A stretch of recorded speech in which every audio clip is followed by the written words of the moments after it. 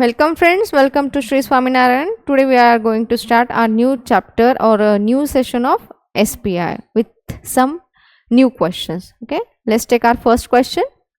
Which condition can be explained by Lamarckism? तो Lamarckism में क्या क्या आ सकता है इन गिवन कंडीशंस में से, वो हमें देखना है. पहले तो लैमार्किज्म के बारे में समझ लो. Lamarckism it is a theory of use and disuse. ठीक है, जो लैमार्क थे, तो लैमार्क ने theory of use and disuse दिया था, जहां पर उन्होंने कहा कि जो यूजफुल कैरेक्टर्स है वही आगे के जनरेशन में पास ऑन हो गए, जो यूज्ड नहीं है वो आगे चलकर भेजे नहीं जाएंगे. ठीक है, उसमें यहाँ पर फिर एग्जाम्पल्स देखते हैं कौन इस लैमार्किज्म का बेस्ट एग्जाम्पल हो सकता है. How giraffe got their neck.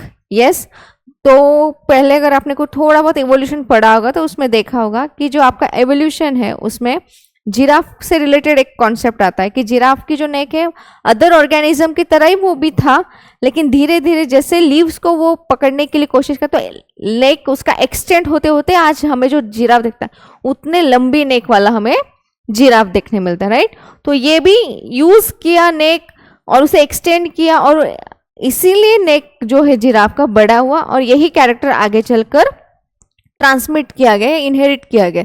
तो ये भी एक कॉन्सेप्ट है. How humans lost their tail? Yes, we have not used our tail for any kind of purpose like the monkeys or apes. So, being it is not used, it was discarded or we lost it. How humans became bipedal? Yes, हम bipedal क्यों हुए कि जो पहले apes और monkey थे वो 4 limb पर क्रॉलिंग, वॉकिंग, क्रिपिंग या जंपिंग करते थे, लेकिन जैसे जैसे ह्यूमन एवोल्यूशन हुआ हमने 4 लिम्स से 2 लिम्स पर चलना स्टार्ट किया, हमारा पोस्चर इरेक्ट हुआ. राइट, और ये यूज करने की वजह से हमारा जो ओवरऑल एवोल्यूशन है इसी चीज को सपोर्ट करता गया और यूजफुल होने की वजह से वही आज हमारे अंदर देखा जा रहा है. तो all of the above is the correct answer. Clear. Next, in terms of DNA and RNA structure what is a nucleotide. तो यहाँ पर न्यूक्लियोटाइड क्या है वो उन्होंने पूछा है.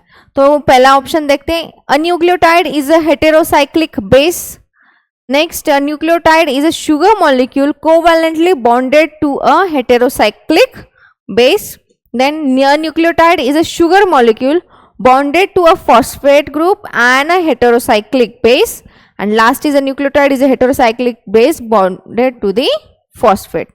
तो जब बात आती है न्यूक्लियोटाइड की, ठीक है, तो न्यूक्लियोटाइड में हम पहले लेते हैं एक पेंटोज शुगर. ठीक है, उसमें पेंटोज शुगर आएगी प्लस आपका नाइट्रोजनस बेस आएगा प्लस आपका फॉस्फेट ग्रुप आएगा. ठीक है, ये एक बेसिक फॉर्मूला आप कह सकते हो कि नाइट्रोजनस बेस में क्या क्या आता है. ठीक है, इन्होंने उसको और ज्यादा डेकोरेट किया, इलैबोरेट किया. ठीक है, लेकिन बेसिक अगर आपको न्यूक्लियोटाइड के बारे में समझना है तो उसमें क्या होता है, शुगर होता है, लेकिन शुगर भी कैसे, पेंटोज शुगर, और उसमें आते हैं नाइट्रोजनस बेस पेयर्स, मतलब एटीजी से adenine, thymine, guanine and cytosine. RNA हुआ तो उसमें यूरासिल आएगा और डीएनए हुआ तो उसमें आपका क्या आएगा, थायमिन आएगा. ठीक है, और ये नाइट्रोजनस बेस कलेक्टिवली हम प्यूरिन्स और पायरोमिडिन्स में डिवाइडेड होती है. ये तो आपने पढ़ा ही होगा 10th स्टैंडर्ड में, ऑलरेडी हमने चैप्टर्स जब लिए थे उसमें पढ़ा ही दिया है. राइट, तो इसको मैच होने वाला सेंटेंस कौन सा है, option number C. It is a sugar molecule which is bounded to a phosphate group and a heterocyclic base. Language उन्होंने बस डिफरेंट और ज्यादा उसमें डेकोरेट करके रखा है, लेकिन बेसिक क्या है, शुगर है, फॉस्फेट है और नाइट्रोजनस बेस है. तो option number C is your correct answer. Which law of Mendel is also known as law of purity of gametes. Law of dominance, law of independent assortment, law of segregation and law of gravitation. तो gravitation तो आएगा नहीं क्योंकि वो physics का है. Right, law of dominance एक खुद से अलग लॉ है जहां पर उन्होंने रेसेसिव और डोमिनेंट ट्रेट के बारे में कहा था। लॉ ऑफ डोमिनेंस में क्या कहा गया है कि जो डोमिनेंट कैरेक्टर है वही एक्सप्रेस होगा और जो रेसेसिव थे उनको हाइड किया जाएगा, किससे? डोमिनेंट कैरेक्टर से। ठीक है, तो ये लॉ ऑफ डोमिनेंस एक सेपरेट एंटिटी है, लेकिन यहाँ पर प्योरिटी ऑफ गैमेट्स कहा गया है, तो लॉ ऑफ सेग्रीगेशन में ये आता है। Your answer is answer number C which is correct. Law of segregation में क्या कहते हैं, ये जो गैमेट्स है, ठीक है, जब आपका F1 जनरेशन आएगा तो F1 जनरेशन कैसा होता है? मोस्टली हाइब्रिड होता है। ठीक है, वो हाइब्रिड होता है। अगर हम टॉल एंड डॉर्फ का अगर एग्जाम्पल ले, ठीक है, tall is your dominant character and dwarf is your recessive character. तो आपकी जो F1 जनरेशन थी वो कैसी थी? हाइब्रिड टॉल थी। ठीक है, तो यहां पर आपका डोमिनेंट ट्रेट भी आया और रेसेसिव ट्रेट भी आया, लेकिन जब आप यहां पर सेल्फिंग करते हो F1 जनरेशन के अंदर, तो F2 जनरेशन में आपको ये गैमेट सेपरेट होते हुए दिखाई देंगे और सेपरेटली वो क्या करेंगे? कॉम्बिनेशन या फिर जाके मिक्स होंगे, लेकिन इनमें अपनी जो आइडेंटिटी है वो गवाई थी क्या? नहीं। ठीक है, तो लॉ ऑफ सेग्रीगेशन में क्या कहते हैं? लॉ ऑफ सेग्रीगेशन को law of purity of gametes इसलिए कहते हैं कि भले ही यहां पर वो दोनों एक साथ आए हो, ठीक है, लेकिन जब उनको सेपरेट होने का F2 जनरेशन में सेपरेट जब होते हैं गैमेट्स, जब बनते हैं F2 जनरेशन के लिए, तब वहां पर इन दोनों की जो रियल आइडेंटिटी है, रियल ट्रेड्स है, वो कहीं भी मिस नहीं होते, उनमें कुछ भी गड़बड़ी या फिर चेंजेस नहीं आते। भले ही वो एक साथ रहे हो F1 जनरेशन के अंदर, लेकिन उनमें कोई भी चेंज देखने नहीं मिलेगा। एज इट इज वो इंडिविजुअल के जो ट्रेड्स हैं वैसे के वैसे रहेंगे और फिर से F2 जनरेशन में सेपरेट होंगे। इसलिए law of purity of gametes is your law of segregation. इसी का दूसरा नाम law of purity of gametes है। Who among the following first coined the term genetics? Wilhelm Johnson, Gregor Mendel, William Bateson, Karl Linnaeus. तो हमने पहले ही पढ़ा था, ग्रेगर जॉन मेंडल ने, he is also known as father of genetics, right? He is also known as father of genetics and he was the first who coined the term genetic. Clear? Next. Which of the following is the vestigial organ in man? Vermiform appendix, cervical vertebra, atlas and soft palate. तो हम में क्या है? Vermiform appendix एक vestigial organ है। ये पहले wild animals में, हम जब एनिमल्स थे, एप थे, हमने जिनसे इवोल्यूशन किया, उन इंडिविजुअल्स में ये देखा जाता था। क्यों? क्योंकि ये रिस्पॉन्सिबल था आपके फाइबर्स के डाइजेशन के लिए, क्योंकि ये पर्टिकुलर जो ऑर्गन है वो सेल्यूलेज नाम का एंजाइम आपको बना के देता था।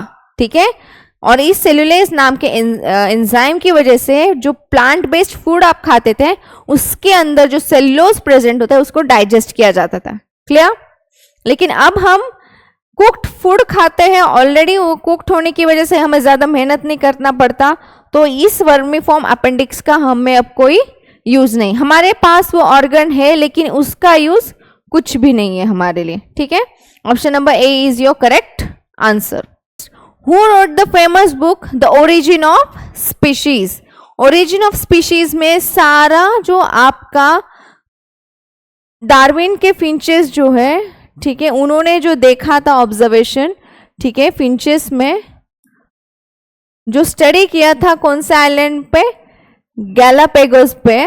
ठीक है, गैलापेगोस आइलैंड में, तो उसमें उन्होंने सारी थियोरीज दी हुई है।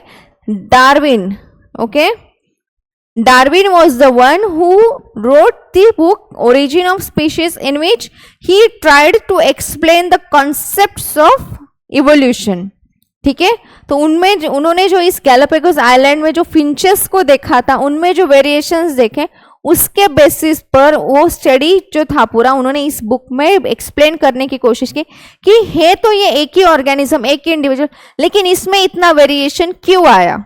ठीक है, Mutations are generally continuous variation, discontinuous, not variations and all of the above, they are the continuous variation. कैसे कि एक बार अगर किसी इंडिविजुअल में म्यूटेशन हो जाता है, ठीक है, तो मोस्टली जो एवोल्यूशन में म्यूटेशंस हुए थे वो अगर अच्छे थे तो अच्छे एवोल्यूशन को इंडिविजुअल के बॉडी ने रिटेन किया और वो एज इट इज आगे चलकर पास ऑन किए गए, ठीक है। इवोल्यूशन इतने फास्ट क्यों हुआ? क्योंकि ग्रेजुअली अगर धीरे धीरे होता तो बहुत वक्त लगता, लेकिन जो हमें इतनी variety of species in plants, animal, micro organisms जो देखता है वो क्यों देखने मिलते हैं? Because of the mutations. तो जो अच्छे म्यूटेशंस हुए हैं इंडिविजुअल के बॉडी में उनको रिटेन किया गया, ठीक है, और वो कंटिन्यूसली हमें आज भी देखा जाता है। हाँ, इमिडिएटली अगर हमारे डीएनए जब सेल डिवीजन होता है, जब डीएनए डैमेज होता है, तो ऐसे में अगर कुछ म्यूटेशंस हो जाए वो हार्मफुल है तो उस सेल को डिस्कार्ड करती है हमारी body, no doubt.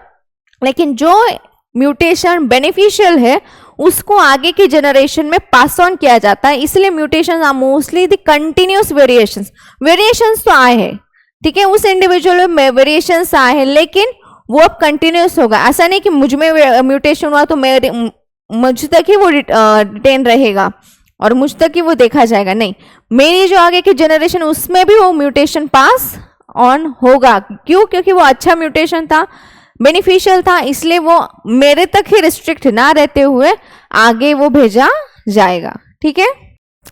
A sudden irreversible change that takes place is known as mutation, ठीक है। Mutation are the irreversible changes happened into that individual और एनी ऑर्गेनिजम्स बॉडी। एक बार अगर म्यूटेशन हो जाए तो उसको रिवर्स नहीं किया जा सकता। वो अच्छा होगा तो आगे एज इट इज पास होगा, अगर वो हार्मफुल है तो उस पर्टिकुलर इंडिविजुअल पर वो अपना इफेक्ट दिखाएगा और उस इंडिविजुअल के मे बी कुछ केसेस में डेथ भी होता है, या फिर वो कुछ डिसऑर्डर या फिर सिम्टम्स दिखाएगा, डिसीज कंडीशन दिखा सकता है, राइट। लेकिन अगर वो पर्टिकुलर अच्छा है तो पास ऑन हो जाएगा, लेकिन ये म्यूटेशन अगर एक बार हो जाए तो वो रिवर्स नहीं किया जा सकता, ठीक है। तो irreversible change which occurs, a sudden irreversible changes are mostly the mutations. Which of the following are examples of homologous organs? ठीक है, तो homologous organs में क्या आता है? क्या आता है? Wings of pigeon and mosquito, wings of pigeon and housefly, wings of pigeon and arms of man, wings of bat, housefly and butterfly. तो मोस्टली आपके होमोलॉगस ऑर्गन्स क्या होते हैं, वो कैसा इवोल्यूशन दिखाते हैं? Homologous organs divergent, right, divergent evolution होगा। कैसे? तो अगर कोई कैरेक्टर है वो इंटरनली सिमिलर स्ट्रक्चर दिखाएंगे, ओके, तो structure is same but functions are different, okay, functions is same but functions are different। तो स्ट्रक्चर में अगर विंग्स ऑफ पिजन देखा जाए, इंटरनली उसके पास कोई स्केलेटन होगा, जरूर होगा, राइट। और मॉस्किटो उसके पास भी एक स्पेसिफिक स्केलेटन है क्या? नहीं, विंग स्ट्रक्चर है, वो तो ऑप्शन आएगा नहीं। Wings of pigeon and housefly, no. Wings of pigeon and arms of man, yes, okay. यहां पर बटरफ्लाई आया, यहां पर कोई भी वेन लाइक स्ट्रक्चर नहीं आएगा। इंटरनली जो तुम्हारा मस्क्यूलेचर है, बोन का स्ट्रक्चर है, वो डिफरेंट हो सकता है शेप एंड साइज, लेकिन उनका फंक्शन जो, जैसे कि पिजन जो है उसके विंग्स में जो मस्क्यूलेचर देखा जाए वो उसको उड़ने के लिए हेल्प कर रहा है, और हमारे जो अंदर का जो मस्क्यूलेचर वो हमें चीजें होल्ड करने के लिए, उठाने के लिए हेल्प कर रहा है, right. Internally same kind of bones are seen in both but function wise they both are different. So homologous organ का एग्जाम्पल है आपका option number C. Genetics is the study of inheritance, evolution, history and cell structure. Genetics mostly is the study of inheritance, कि आपके अंदर के jeans है उनमें जो कैरेक्टर है वो कैसे एक जनरेशन के दूसरे जनरेशन तक पास ऑन किया जाता है, वो कैसे पास होते हैं, उनके कैरेक्टर्स कौन से होते हैं, हम कैसे स्टडी कर सकते हैं, इस सब का जो आपका स्टडी है या फिर जो फील्ड है वो कौन सी? जेनेटिक्स। और उसमें मोस्टली आप क्या कहते हो? क्या देखते हो, इनहेरिटेंस, मतलब कैरेक्टर्स कैसे पास हुए, पहले तो ये स्टडी करेंगे। और हम में जो वेरिएशन दिख रहा है, राइट, बीइंग ऑफस्प्रिंग्स ऑफ सब parents we don't look same to our parents. हम में बहुत से डिफरेंसेस है ना, हम अपने मदर की जेरोक्स कॉपी ना फादर की, हमने उन दोनों के कुछ कैरेक्टर्स अपने अंदर देखे हैं, हम उनके थोड़ा सा सिमिलर हो सकते हैं, not the completely exact copy of our parents, right. तो वेरिएशन क्यों आया, ठीक है, तो हमारे पेरेंट्स के पास अगर कुछ कैरेक्टर्स थे तो वो हम में आए कैसे, ये सबका स्टडी है आपका field of genetics. Which of the following is the phenotypic ratio of F2 generation in dihybrid cross? F2 generation phenotypic ratio, external ratio 9:3:2 3:1, ये है आपका phenotypic ratio। क्लियर? आपके मोनोहाइब्रिड का क्या है 3:1, और उसी को हम जब मल्टीप्लाई करते हैं उसका स्क्वायर लेते हैं, इट इज 9:3:2 3:1। और जीनोटाइप का आप मुझे बताओगे कमेंट सेक्शन में। Which of these are identified to be the earliest of the life forms, fungi, cyanobacteria, protozoa and plants. तो अर्ली लाइफ फॉर्म पूछा है, हमारे ओवरऑल एनवायरमेंट में जो कोई भी अर्लीस्ट है तो वो कौन है, यूजुअली बैक्टीरिया। तो बैक्टीरिया में आर्की बैक्टीरिया हुए, मिथानोजेंस हुए, देन यो साइनोबैक्टीरिया, ऐसे अलग टाइप के बैक्टीरिया है।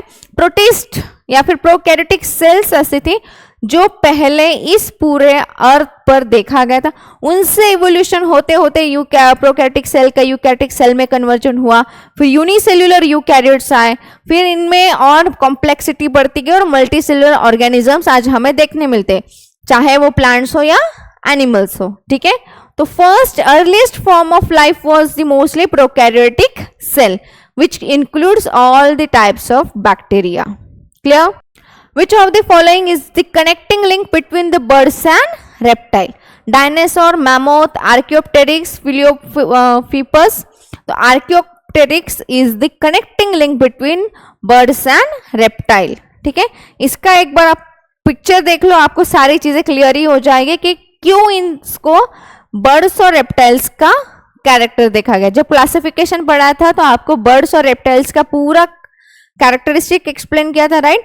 तो उनके कैरेक्टरिस्टिक कैसे इनमें देखा जाता है वो आपको क्लियर हो जाएगा, इमेज भी अगर आप देखोगे तो। करेक्ट आंसर इज, ये फैक्चुअल क्वेश्चन है, आता है तो आता है, नहीं आता तो नहीं आता। Which of the following statement is a true of paleontology? It provides indirect evidence in favor of organic evolution. It does not help us to compare the past with the present. It helps us to know the exact period of the formation of a species and all of the above. तो यहाँ पर पैलियंटोलॉजिकल evidences बोला है कि true statement palaeontology के बारे में क्या है। Palaeontology is a field of study of evolution, ठीक है।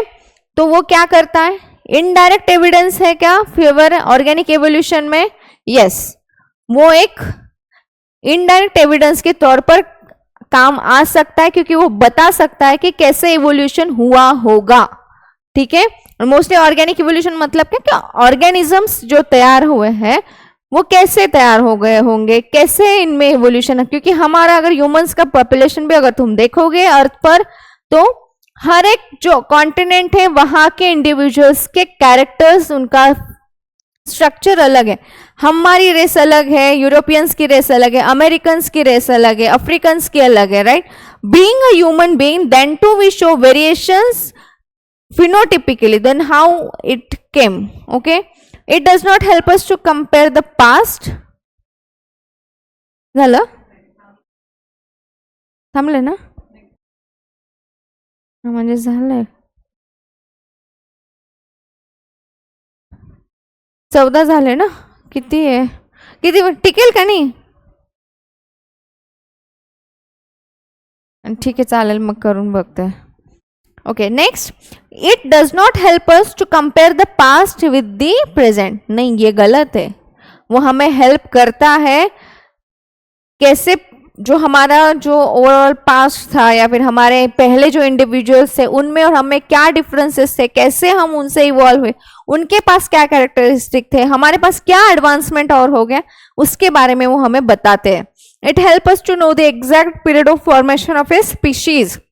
Yes, this is the most relevant and correct option, okay, regarding the statement of paleontology, that it helps to let us know the exact period of the origin or formation of species. क्योंकि हम अगर carbon dating करते हैं, right, palaeontology में mostly क्या होता है, evolution का स्टडी होता है, अलग अलग एविडेंसेस हमें मिलते हैं, एम्ब्रियोलॉजिकल है, फॉसिल्स है, ठीक है, देन होमोलॉगस एनालॉगस ऑर्गन्स है.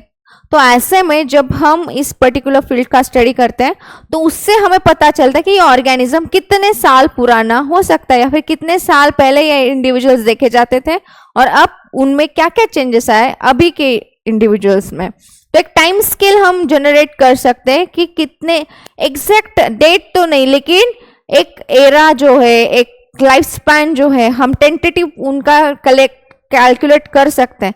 जो फॉसिल्स है उससे कार्बन डेटिंग करके एग्जैक्ट हम साल बता सकते हैं कि ये 100 साल पुराना है, 200 साल पुराना है, राइट. तो mostly the most relevant answer is option number C. Which of the following statement is true of natural selection? Organism with favorable characters are selected by nature. Organism with unfavorable characters are selected by nature. Organism with favorable characters are selected by man. And organism with favorable and unfavorable character are selected by man. तो man कुछ select नहीं करता. Option number C and D ultimately आपका cancel होता है. तो यहाँ पर अगर नेचुरल सिलेक्शन अगर आए तो नेचुरल सिलेक्शन में जो आपके फेवरेबल कैरेक्टर्स है उनको रिटेन किया जाता है बॉडी के अंदर, और नेचर उसी को सिलेक्ट करती है जो सबसे ज्यादा स्ट्रांग होता, सबसे ज्यादा अच्छे कैरेक्टर्स दिखाएगा, ठीक है, और जो फेवरेबल है उसके लिए और एनवायरमेंट के लिए उसी को आगे प्रमोट किया जाएगा, उसी इंडिविजुअल को आगे जाने के लिए परमिशन होगा, क्योंकि वो सारे जो हर्डल्स है वो ऑलमोस्ट पार ही कर देता है, ठीक है. तो नेचर उसी को सिलेक्ट करेगी जिसके पास अच्छे कैरेक्टर्स होंगे. Okay, next. Who suggested the theory that organs which are not used may eventually lose their function and may even disappear? Mendel, Darwin, De Vries and Lamarck. Now, Lamarck's theory of use and disuse is the one which states that the characters which you don't use will eventually get rid of your body or will disappear. जैसे कि हमारे अंदर आपका tail bone है, right, tell है आपका, फिर appendix है, vermiform appendix. Next. In which book did Lamarck publish his theory of organic evolution? Lamarck ने उनकी कौन सी बुक पब्लिश की थी कि जहां पर उन्होंने ऑर्गेनिक एवोल्यूशन के बारे में एक्सप्लेन किया था? Origin of life? No, it is by Darwin. Philosophic zoologic? Yes. Survival of fittest? नहीं. Struggle of existence?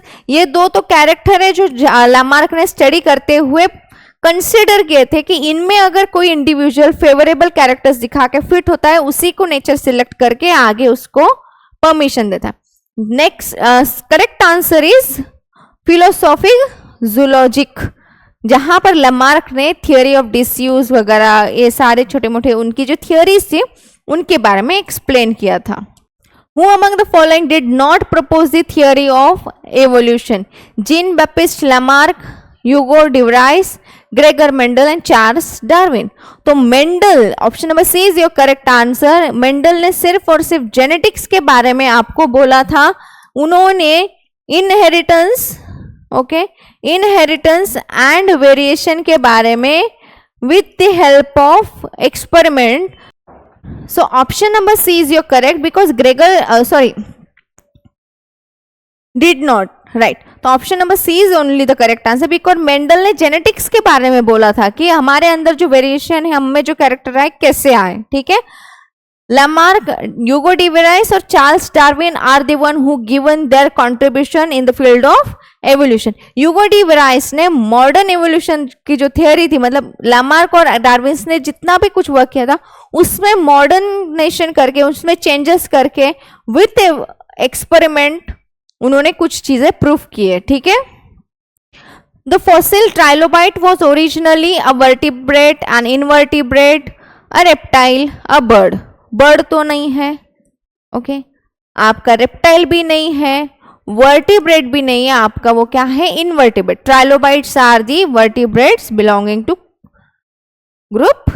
What is organic evolution? Formation of more and more complex organisms from simpler one through gradual changes, act of special creation that brought all the organisms into the world.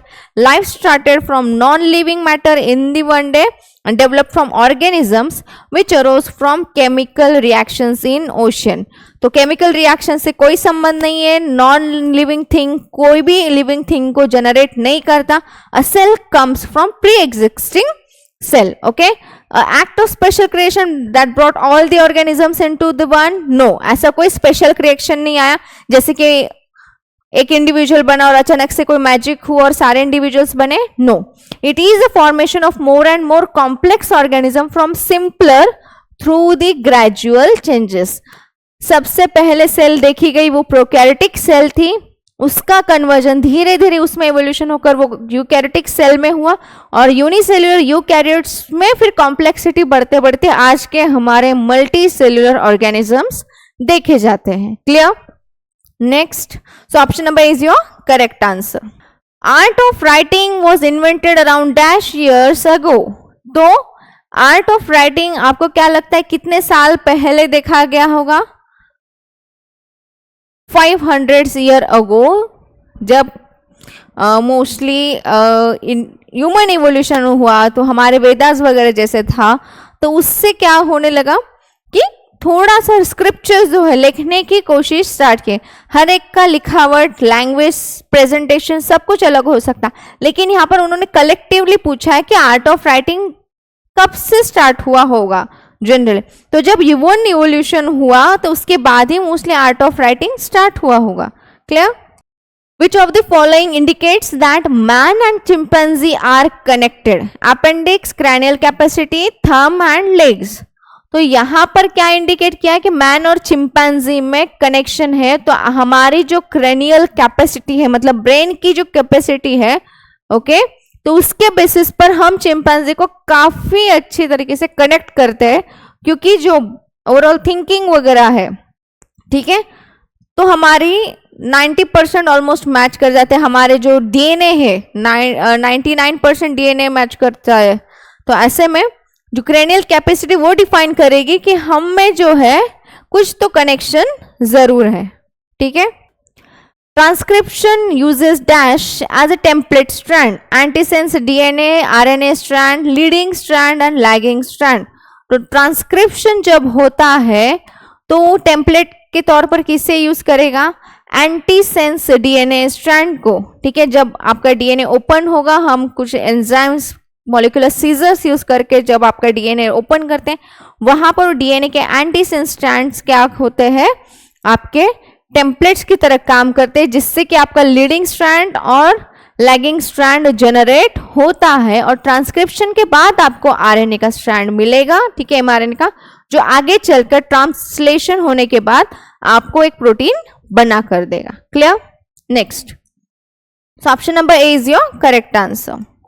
Which of the following were closer to Cro-Magnon man? Cro-Magnon man के पास में कौन था? Neanderthal, Ramapithecus, Dryopithecus, Australopithecus. तो Neanderthal man Cro-Magnon के काफी close relatives थे.